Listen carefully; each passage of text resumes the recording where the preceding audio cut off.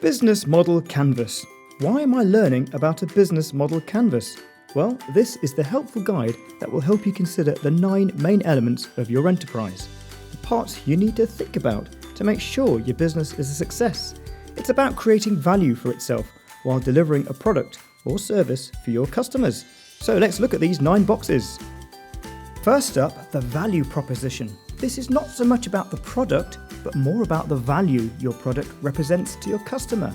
What need will you satisfy in your customer? What problem will you solve for them? The customer. Who are my customers? First lesson on customers. They don't exist for you, they exist for them. It's all about really understanding your customers, their motivations, their habits, who they are, why they do things, where do they live, where do they work, why would they buy from you? At this stage, you don't know exactly who they are, but you can have a guess. It might be young males, 18 to 24 from the local area, always on Instagram and always love playing computer games. You might have 2 or 3 of these profiles, but really start defining who they are, what they do, and why should they buy from you. We'll go into this in more detail later on, but it's helpful to start thinking now. Channels. So, how does your product or the service from your value proposition get from the middle of the design table to your customers? Well, we call these distribution channels. This could be a physical shop, or maybe a stall, or a van, or a market. It could be online. Will you sell via social networks? An app, website, or a third party like Amazon or Etsy? How will you be selling? Physical channels or digital channels? It's all about the relationship from your product to the customer. Customer relations. We've thought about our product, we have a rough idea who our customers are and how our product will get to them. So now let's think about how we will get customers. How can we build a relationship with them? How can we engage and talk and build trust and keep the conversation growing so we can get more customers? Think physically and digitally. How can I get customers to my website or shop? I want them to do something, but how will I tell them that? Now you've got them, I want to keep them. And not only that, I want to grow my customer and get them to spend more money and keep coming back. Revenue streams. Let's talk about money. This is all about money coming in. How will you be making money? What product or service is the customer going to pay for? Consider the customer profiles you have developed earlier. Do you have the product they actually want? What is your strategy to get money from them? Subscriptions or a one-off purchase? Maybe entice your customers with a free sample, but upgrades cost money.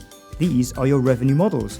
So think about the value the customer is paying for and how you will make money from it. This can evolve as you find what works for you.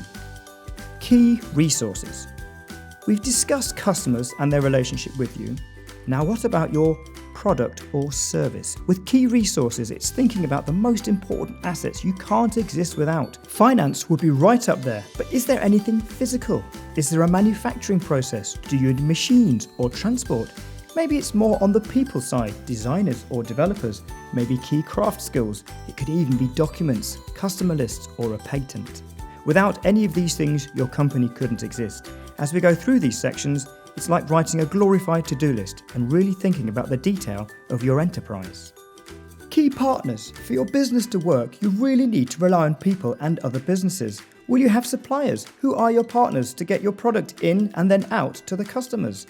What key resource are we acquiring from them and what activity will they perform? It's also about timing. If you're just starting up now, you might need one kind of partnership, but as you grow over 2 or 3 years, you might need a different one. Future-proof yourself and set goals. Think how you hope to evolve and then adapt. Maybe you'll have a small delivery order at the beginning, which you can easily handle, going to the post office once a week. But what if orders explode and you need a delivery partner or even larger facilities to store these orders?